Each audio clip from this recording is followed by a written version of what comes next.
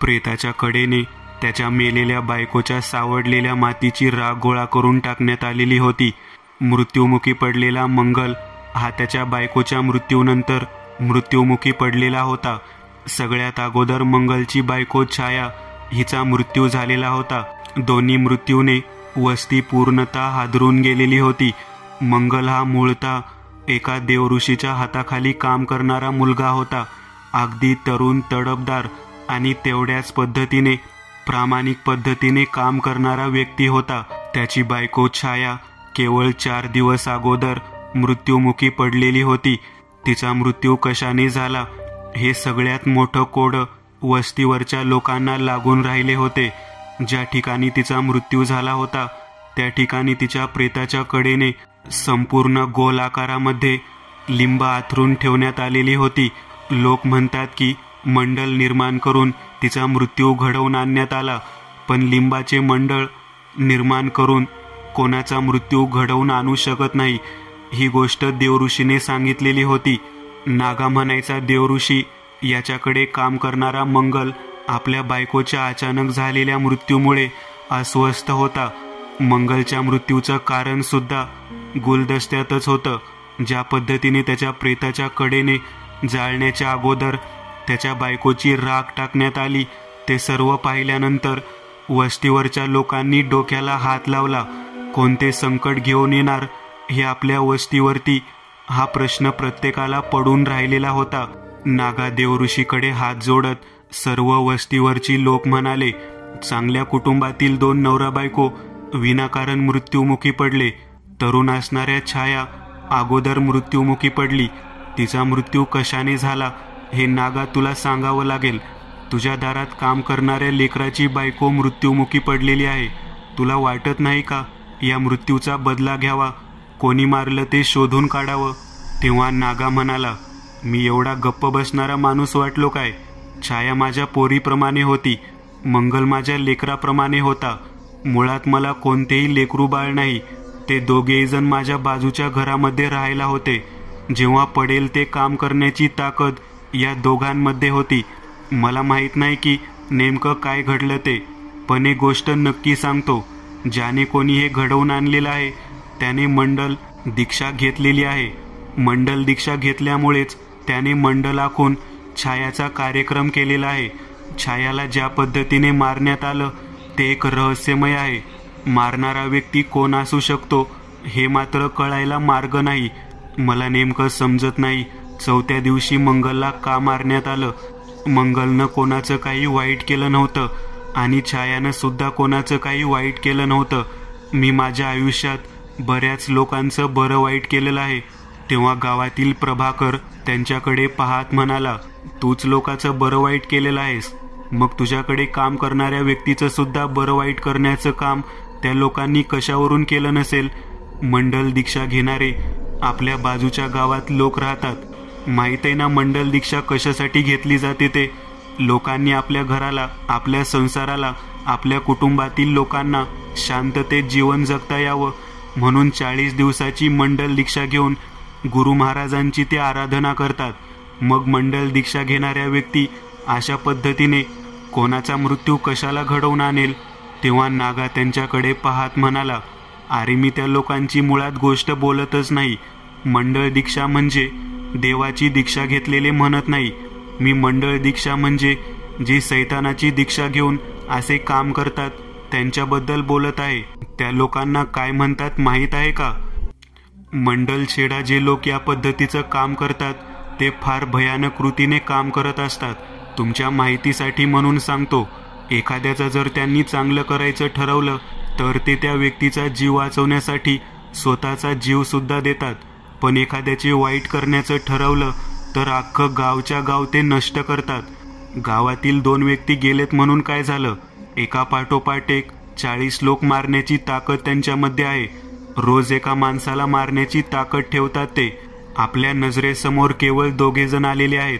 त्याच वेळेला बाजूच्या भागातून प्रेत जाळण्याच्या अगोदरच पळत पळत शिवानंद धावत आला आणि म्हणाला, बाबळीच्या रानामध्ये 2 जण मरून पडलेले आहेत. तोंडामधून कुंकवाचा रंग येत आहे, मस्तकाला हळद लावलेली आहे आणि दोन्ही हात आणि पाय बांधलेले आहेत. नरड्याला कलम केलेला आहे, फक्त नरड कलम केलेला आहे. हे ऐकल्यानंतर त्या वस्तीवरचे उभारलेले सर्व लोक हादरून गेले. नागा त्यांच्याकडे पाहत म्हणाला, मी काय बोललो होतो तुम्हाला? मंडळ दीक्षा घेणारे, 40 दिवस पूजा अर्चा करणारे दत्त महाराजांची किंवा गुरु महाराजांचे भक्त असतात, त्यांच्याबद्दल मी बोलतच नाही. ही मंडल छेडा असणारी कहाणी आहे. तुम्हाला या बाबतीत काहीच माहिती नाही. गावाच्या बाजूच्या लोकांनी आपल्या गावातील लोकांवरती केलेला एक विचित्र पद्धतीचा हल्लाच म्हणावा लागेल. तो कशासाठी कोणी केलेला आहे काहीच कळायला मार्ग नाही.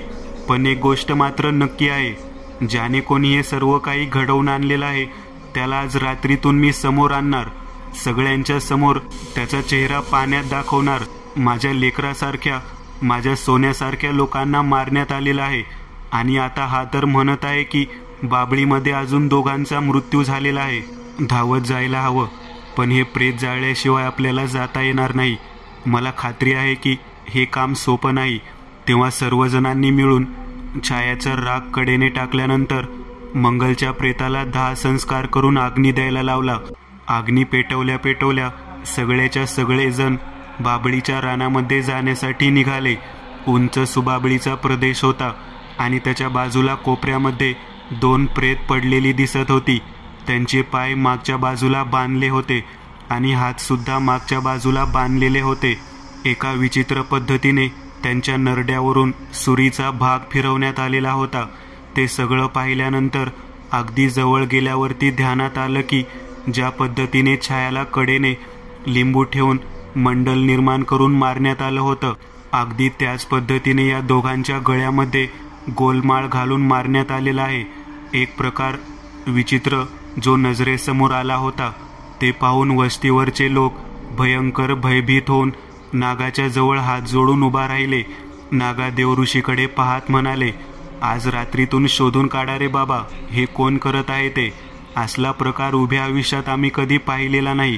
तू जे काही म्हणत आहेस मंडल छेडा वगैरे, ते काय आहे ते आम्हाला कळायला हवं. तेव्हा नागा म्हणाला, हे फार भयानक पद्धतीचं आहे. वस्तीवरच्या सर्व लोकांना एकत्रित एका ठिकाणी गुराप्रमाणे राहावं लागेल. तुम्हाला माहीत नाही, एखाद्या व्यक्ती जरी आपल्या क्षेत्रातून बाहेर गेला तर त्याला या पद्धतीने लिंबाच्या गोल रिंगणामध्ये बंदिस्त करून मंडल निर्माण करून त्याचा जीव घेतला जाऊ शकतो. छेडा म्हणायचा जो प्रकार आहे तो या ठिकाणी दिसत आहे. मी खात्रीला एक पद्धतीने सांगतो, आपल्या गावामध्ये कोणीतरी अनोळखी व्यक्तीने प्रवेश केलेला आहे. तो आपल्या वस्तीमध्ये राहण्याचा प्रयत्न करत आहे आणि त्याच्याकडून हे सर्व काही घडत आहे. ते का घडवत आहे, ते कशासाठी घडवत आहे, ते कोणत्या कारणामुळे घडवत आहे, ते आज आपल्याला रात्रीतून कळेल. नागा देवऋषीचं बोलणं ऐकल्यानंतर वस्तीवरचे 2 व्यक्ती पुढे आले. दिनकरराव नागाकडे पाहत म्हणाले, मी आणि सुरेश दोघे मिळून जे काही लागतील तेवढे पैसे तुला देतो, परंतु याला लागणारं साहित्य आणि जे काही सामग्री असेल ते आजच्या आज मागून घे. वस्तीवरल्या काही व्यक्तीचा मृत्यू होता कामा नये. ज्याने कोणी हे सर्व काही केलं आहे त्याचा बंदोबस्त करण्यासाठी जे काही लागेल ते आम्ही द्यायला तयार आहोत. सुरेश आणि दिनकर या दोघांचं बोलणं ऐकल्यानंतर नागा देवऋषी त्यांच्याकडे हात जोडून म्हणाला, काही वेळेला माणूस पैशाकडे बघून काम करतो, परंतु यावेळेला मी पैशाकडे पाहून काम करणार नाही. कारण माझ्या घरातील 2 लेकरांचा जीव घेऊन पुन्हा वस्तीवर त्या दोघांचा जीव घेतलेला आहे. ज्याने कोणी हे मंडळ निर्माण केलेले आहे त्याला त्याच्या चक्रामध्ये अडकवण्याचा प्रयत्न मी करणार म्हणजे करणार. फक्त सर्वांना एक विनंती करून सांगतो, आपल्या वस्तीच्या मध्यभागी जिथे पटांगण आहे त्या पटांगणाच्या कडेने वाशी आणि बांबू रोवून गोल भाग निर्माण करा आणि त्याच्या मध्यभागी सर्वांनी राहण्याची सोय एकत्रितरित्या करा. कोणताही व्यक्ती परवानगीशिवाय बाहेर जाणार नाही. सुरक्षा कवच असल्याशिवाय कोणत्याही व्यक्तीने बाहेर प्रवेश करायचा नाही, हे लक्षात घ्या. जो कोणी बाहेर जाईल त्याने लक्षात ठेवायचं की आपण या जगात जिवंत राहणार नाही आहोत. तसं सांगितल्यानंतर सगळेजण घाबरून चौकाच्या मध्यभागी एकत्र जमा झाले. वस्तीच्या मध्यभागी जिथे पटांगण होतं त्या ठिकाणी 1 तासाच्या आत सगळ्यांनी वाचे आणि बांबूचे कंपाऊंड तयार केलं. आपल्या घरातील ताडपत्री तंबू एकत्रित करून त्यांनी त्या ठिकाणी आतमधल्या भागातच सर्वांनी एकत्र राहण्याच्या दृष्टिकोनातून राहुट्या झोपड्या बांधून घेतल्या. नागा देवऋषी त्या ठिकाणी एकत्रित येऊन जमा झाला. दोन्ही मुलांना ज्या भयानक पद्धतीने मारलेलं होतं ते सगळं पाहून झाल्यानंतर त्यांची प्रेत दुसऱ्या दिवशी दहन करायचे असे ठरवून त्यांनी ते प्रेत त्या पटांगणाच्या आतमध्ये आणली आणि दोन्ही प्रेत मध्यभागी ठेवून त्यांच्या कुटुंबियातल्या लोकांचं सांत्वन करत नागा सगळ्यांना सांगू लागला, मोठी परात घेऊन या, त्यामध्ये पाणी आणा. या मेलेल्या दोघांच्या कडेने ज्या पद्धतीचे लिंबू टाकलेले होते, जी माळ होती ती माझ्या समोर घेऊन या. ती लिंबाची माळ तोडून त्यांनी ती लिंबू सर्वच्या सर्व त्या परातीच्या कडेने आहे अशा पद्धतीने रचून ठेवली. ती रचून ठेवल्यानंतर एका क्षणामध्ये आपल्या हातामध्ये छायाची जी राख घेतली होती ती राख हातात धरून त्याने त्या पाण्यावरती फेकली. सर्वांना डोळे बंद करून पद्मासनात बसायला सांगितलं आणि नागा देवऋषी मंत्र प्रक्षण करू लागला. मंत्राचं उच्चारण सुरू झालं तसं त्या परातीतल्या पाण्याच्या वरती चित्रविचित्र पद्धतीचे चेहरे दिसणारी एक व्यक्ती येऊन उभा राहिली. पायामध्ये साखळी, हातामध्ये साखळी, मुंडक्याला सुद्धा साखळीने बांधलेला आणि एका वडाच्या झाडाला बांधून त्याच्यावरती दगडाचा वर्षाव होत असलेल्या दृश्य त्याने पाहिलं. ते दृश्य पाहिल्यानंतर नागा जागेवरून उभा राहिला. भयानक पद्धतीची शिक्षा दिलेली आहे याला. हा कोण आहे काही कळायला मार्ग नाही, परंतु यानेच हे सर्व काही घडवून आणलेलं आहे. तेव्हा प्रभाकर नागाच्या जवळ येऊन उभा राहिला. नागाकडे पाहत म्हणाला, नागा, तू जेव्हा वाराणसीला देवाची साधना करण्यासाठी गेलेला होता, आघोरी विद्येचे ज्ञान घ्यायला गेला होता, त्यावेळेला आपल्या गावामध्ये राहणारा एक व्यक्ती होता. तो अगदी या पद्धतीने दिसत होता.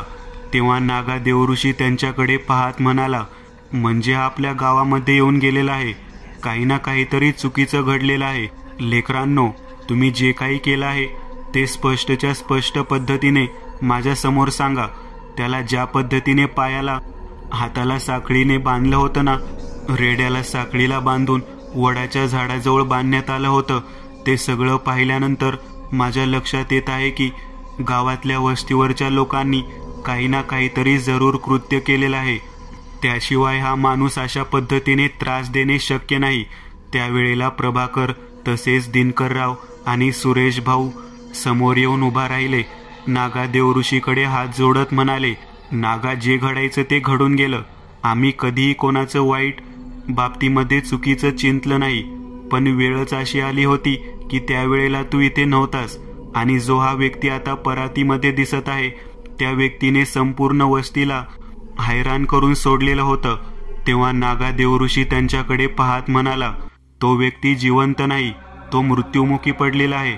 मला स्पष्ट दिसत आहे, याला कोणीतरी अतिशय भयानक पद्धतीने मृत्युमुखी पडलेला आहे. तेव्हा हात जोडून गावातील सर्व लोक कडेने उभा राहिले. प्रभाकर, पाठोपाठ दिनकरराव, सुरेश हे सगळेजण हात जोडत नागाकडे पाहत म्हणाले, याला मारणारे दुसरे तिसरे कोणी नसून आपल्या गावातील सर्वजण वस्तीवरचे लोक आहोत. तेव्हा मात्र नागा त्यांच्याकडे पाहत म्हणाला, अतिशय जर्जर अवस्था करून याला तुम्ही मारलेला आहे. याचा मृत्यू माझ्या डोळ्यासमोर येत आहे की ते भयानक पद्धतीने मृत्यूदंड दिलेला आहात त्याला. अरे, तुम्हाला कळतं का, एखाद्या व्यक्तीची चूक आहे का नाही हे शोधून पाहायच्या अगोदर केवळ दिसलेल्या गोष्टीला खरं मानून तुम्ही त्याचा जीव घेतला. तो व्यक्ती पापी किंवा वाईट करणारा व्यक्ती नव्हताच मुळी. तुम्ही त्याला तसेच समजून त्याचा जीव घेतला. खूप मोठी चूक केली तुम्ही. आता त्याचं एक काही सुरू आहे ते त्याचा आत्मा घडवून आणत आहे. मी तरी विचार करत आहे की पवित्र लिंबू बरोबर गोल फिरवून ठेवून मंडळ निर्माण करून जो कोणी सर्वांचा जीव घेत आहे तो व्यक्ती आहे तरी कोण. तेव्हा दिनकर भाऊ समोर उभा राहत म्हणाले, त्याचं नाव छेडा आहे. एक भयानक पद्धतीचा छेडा, ज्याने आपल्या वस्तीला बेकार करून ठेवलं होतं. वस्तीवरच्या लोकांना एका पाठोपाठ एक रोगनाग्रस्त करून ठेवलं होतं. स्वतः भिक्षा मागायला येऊन त्याने प्रत्येक घरामध्ये जिथे जिथे भिक्षा घेतलेली आहे त्या ठिकाणी एक प्रकारचं रोगाचे सत्र चालू ठेवलं होतं.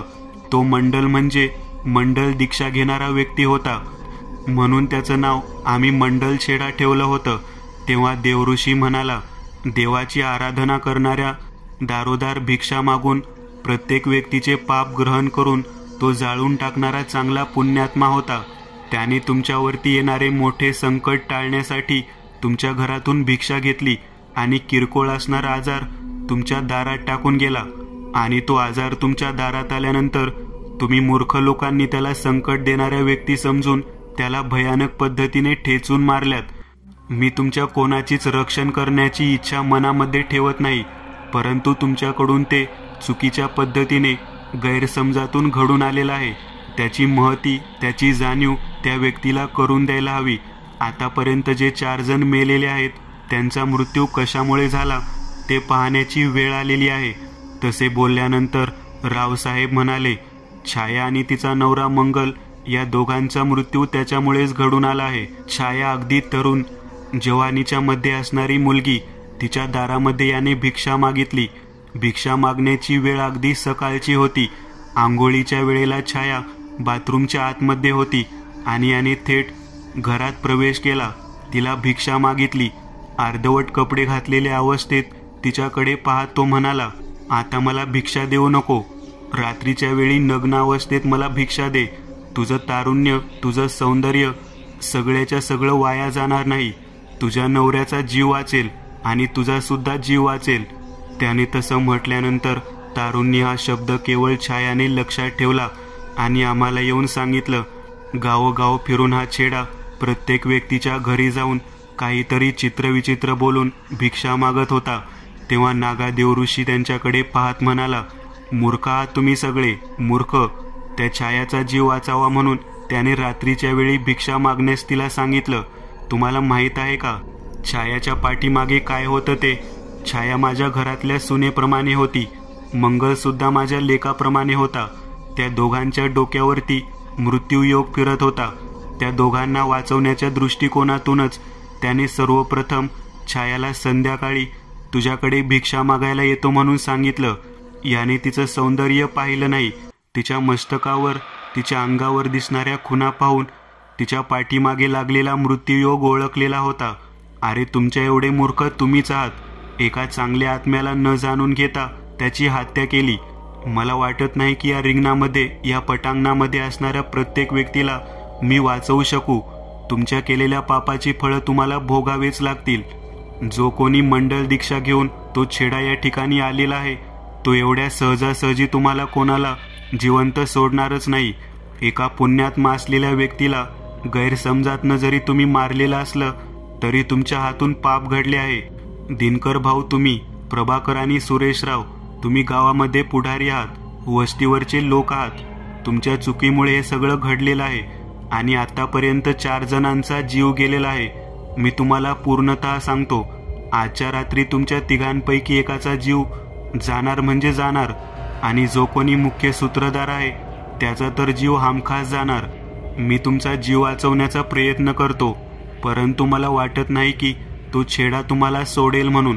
त्याच्यापासून मी तुम्हाला वाचवू शकत नाही. त्याच्यापासून मी तुम्हाला वाचवू शकत नाही म्हटल्यानंतर सुरेशराव तसेच दिनकरराव, प्रभाकर आणि वस्तीवरच्या सर्व नागरिकांना प्रचंड भीती वाटू लागली. ते नागाकडे पाहत म्हणाले, आमच्याकडून चूक झाली. त्याचं वागणं, त्याचं विचित्र पद्धतीचं बोलणं आणि त्याने जे काही करून दाखवलं होतं ते सगळंच्या सगळं फार वेगळ्या पद्धतीचं होतं. तेव्हा नागा म्हणाला, तुम्ही अजूनही माझ्याकडून काहीतरी लपवून ठेवत आहात. लक्षात ठेवा, जे सत्य आहे ते समोर सांगा. त्यावरती उपाय करण्याचा मी प्रयत्न करतो.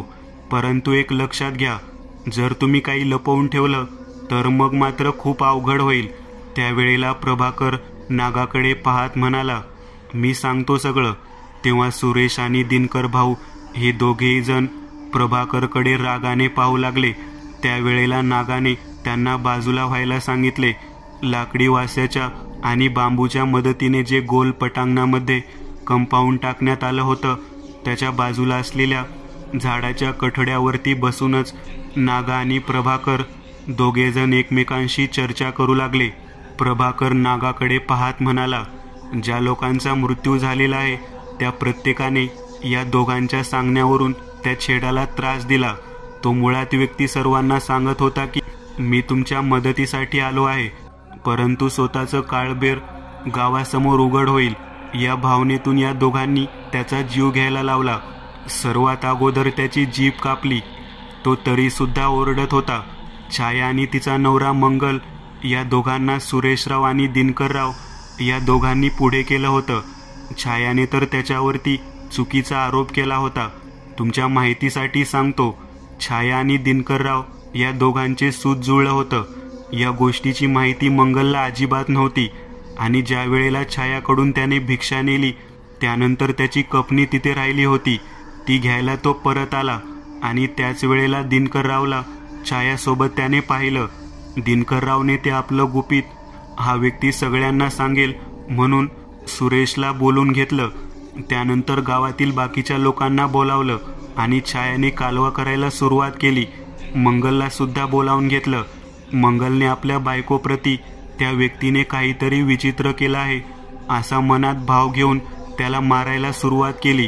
तुम्हाला म्हणून सांगतो, बैलाच्या गळ्यात जे साखळदंड घालतात तशा पद्धतीचे साखळदंड घालून त्या व्यक्तीने गावावरती करणी केली आहे असे खोटे सांगून या दोन व्यक्तींनी गावातील सर्वांना खोटे नाटे बोलून त्या व्यक्तीला वडाच्या झाडाला बांधून दगडाने ठेचून ठेचून मारायला लावलं. ही सगळी घटना माझ्या डोळ्यासमोर घडली आहे. तो मंडल छेडा म्हणायचा जो कोणी व्यक्ती आहे ज्याच्या बाबतीत तुम्ही बोलत आहात तो मुळात पापी व्यक्ती नव्हताच. तो एक पवित्र आत्मा होता. हे तुमचं बोलणं ऐकल्यानंतर माझ्या डोक्यामध्ये प्रकाश पडला.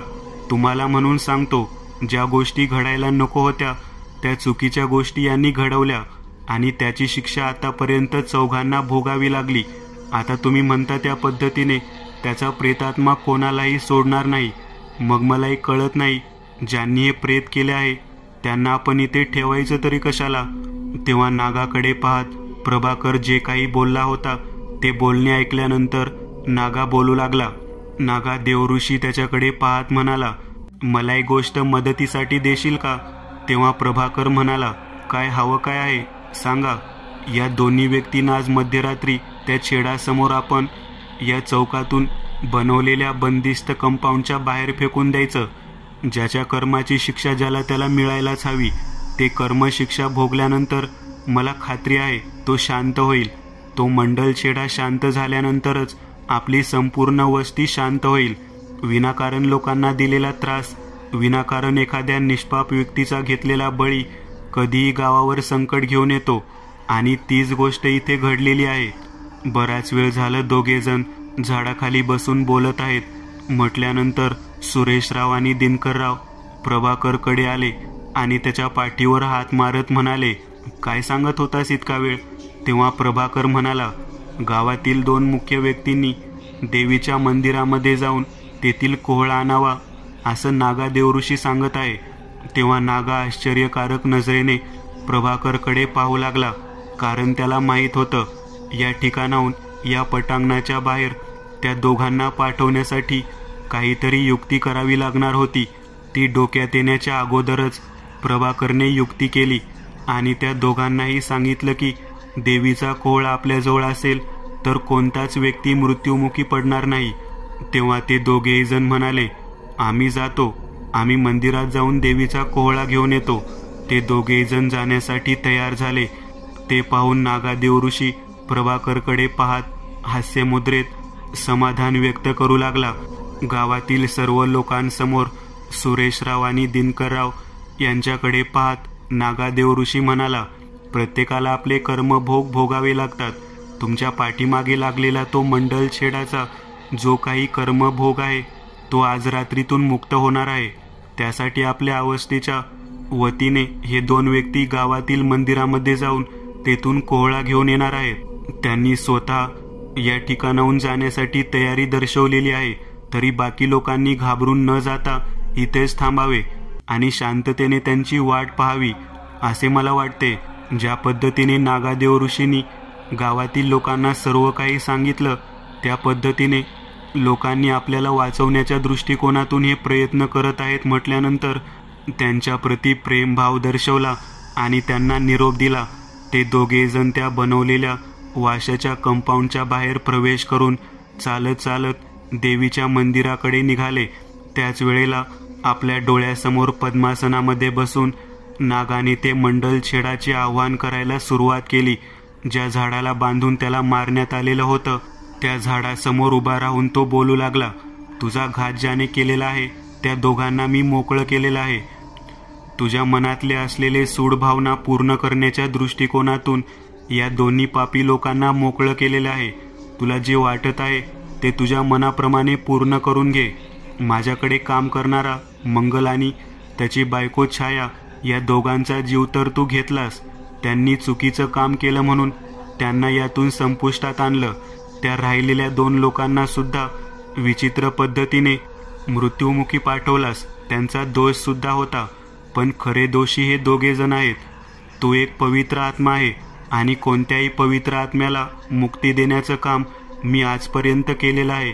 असं म्हणून त्याने त्या झाडाकडे पाहत त्या मंडलछेडाचं आव्हान केलं आणि त्याचबरोबर उलट्या लटकलेल्या अवस्थेत असणाऱ्या त्या वडाच्या झाडाच्या पारंब्यातून खालच्या दिशेने सरसरत प्रचंड मोठा आवाज करत तो नागाने दाखवलेल्या बोटाच्या दिशेने थेट मंदिराच्या दिशेने धावत निघाला. काही क्षणामध्ये मंदिरापर्यंत पोहोचणाऱ्या दिनकरराव आणि सुरेशराव या दोन्ही पापी लोकांना त्याने आपल्या दोन्ही हातात एक पाय घट्ट धरून फरफटत ओढत त्या कंपाऊंडच्या बाहेर असलेल्या त्या झाडाजवळ आणले आणि त्याच ठिकाणी त्याच पारंब्याने घट्ट पिरगाळून बांधून घेत सगळ्यासमोर मोठ्याने ओरडून बोलू लागला. गावातील सर्व लोक त्याची अवस्था पाहून घाबरले होते. नागाकडे पाहत गावातील लोक हात जोडून म्हणाले, याच्यापासून आम्हाला वाचव, याच्यापासून आम्हाला वाचव. तेव्हा नागाने घडलेली सर्व घटना त्या मंडलछेडासमोर सांगायला सुरुवात केली. तेव्हा तो प्रेतात्मा होकार दर्शवत मोठमोठ्यांदा ओरडत आणि किंचाळून कालवा करत ज्या भयानक पद्धतीने त्याला मारलं त्याच भयानक पद्धतीने प्रचंड दगडांचा वर्षाव त्या दोघांवरती करत थया नाचू लागला. आपली काहीही चूक नसताना या माणसांनी आपला जीव घेतला ही गोष्ट गावासमोर सांगून तो प्रेतात्मा त्याच ठिकाणी मुक्त झाला. गावातील लोकांकडे पाहत नागादेव ऋषी म्हणाला, जे नको होतं ते घडून गेलं. लक्षात ठेवा, कोणत्याही व्यक्तीने काही सांगितलं म्हणून कोणाचा जीव घेणे इतपत आपण मूर्खपणाने कधीच वागू नये. कित्येक गावावरती या पद्धतीने संकट आलेली आहेत. तुमच्या माहितीसाठी म्हणून सांगतो, छेडा या पद्धतीचे ते भयानक भूत इतक्या सहजासहजी मी थांबवू शकत नव्हतो, परंतु त्याचा जो कोणी मुख्य दोषी आहे त्याला त्याच्या समोर टाकून मी तुमचा जीव वाचवू शकलो. म्हणून तर मी सांगतो, कोणत्याही गोष्टीच्या पाठीमागे काय रहस्य आहे ते जाणून घेतल्याशिवाय त्याच्या निष्कर्षापर्यंत पोहोचायचंच नाही आणि त्यावरती प्रतिक्रिया द्यायची नाही. नागादेव ऋषीचे आभार मानत प्रभाकरसह सर्व गावातल्या लोकांनी त्याचे हात जोडून नमस्कार केला आणि मंडलछेडाचा जो भयानक पाठीमागे लागलेला ससेमिरा होता तो घालवला म्हणून त्याचा सत्कार केला.